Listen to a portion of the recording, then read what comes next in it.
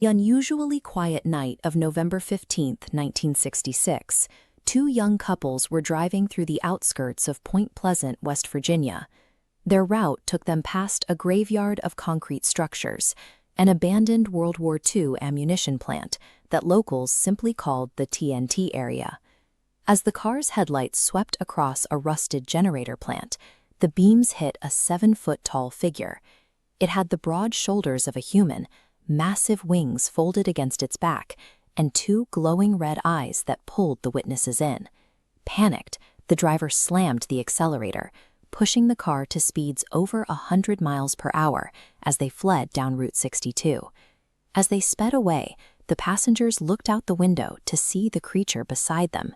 It was keeping pace effortlessly, gliding through the air without flapping its wings, and emitting a piercing mechanical screech that sounded like heavy machinery grinding together.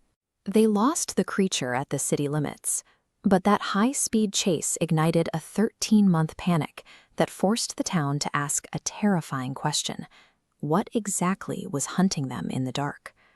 Over the next year, more than 100 ordinary citizens walked into the local police station to report identical encounters to Sheriff Charlie Meals. To make sense of the chaos, investigators had to forensically map out the specific timeline of these sightings, looking for any pattern in the entity's behavior. By looking at the behavioral patterns of those first encounters, we can see how the creature's presence shifted from a local curiosity to a source of genuine community-wide dread. The earliest recorded sighting actually occurred 3 days before the TNT area chase. On November 12th, 5 men digging a grave in nearby Clendenin watched a brown, winged humanoid glide low over the treetops directly above their heads. 2 days later, local contractor Newell Partridge was watching television when his screen suddenly went black and began buzzing loudly. Outside, his German Shepherd, Bandit, started howling. When Partridge stepped onto his porch and aimed his flashlight into the yard, the beam reflected off 2 glowing red eyes. Bandit lunged straight into the darkness toward the figure, and the dog was never seen again. As investigative journalist John Keel arrived to document the case, the scope of the bizarre events expanded. The town was dealing with a high-density cluster of strange phenomena: creature sightings, strange lights in the sky, and severe psychological distress. This peaked as witnesses received disturbing phone calls and reported threats from mysterious men dressed in black. Between the aggressive chases, the missing pets, and relentless intimidation, the residents of Point Pleasant firmly believed a malicious, invasive force was terrorizing their community. Then, in December 1967, everything stopped. The creature vanished, and the skies cleared. But rather than relief, a heavy, unnatural tension settled over the region. The frantic panic of the past year was replaced by suffocating dread. This sudden stillness preceded the single deadliest event in the town's history.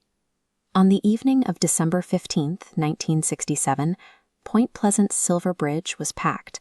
Holiday shoppers and commuters filled the massive iron structure connecting West Virginia to Ohio. At exactly 5:04 p.m., a main structural joint failed. The heavy steel bridge snapped and folded like paper, plunging dozens of vehicles straight down into the freezing, turbulent waters of the Ohio River. Rescue crews arrived to a scene of massive devastation. 46 people lost their lives in the freezing water that night. In the aftermath, a chilling detail emerged from survivors and witnesses. Several claimed that in the days immediately preceding the collapse, they had seen the huge, winged silhouette of the Mothman perched motionless on the bridge's highest support pillar. Because the creature was never spotted again after the bridge fell, its entire year-long presence takes on a completely different context. Reviewing the encounters from the previous 13 months reveals a glaring detail. Despite the terrifying chases and stalking behavior, the Mothman never inflicted physical harm on a single human being. This opens up a different hypothesis. Perhaps the mechanical screeches and aggressive pursuits were misunderstood. Maybe the creature was trying to warn the town about the fatal flaw in their infrastructure. The Mothman legend persists as a psychological mechanism. It is a way for a community to assign order and warning to an otherwise senseless tragedy.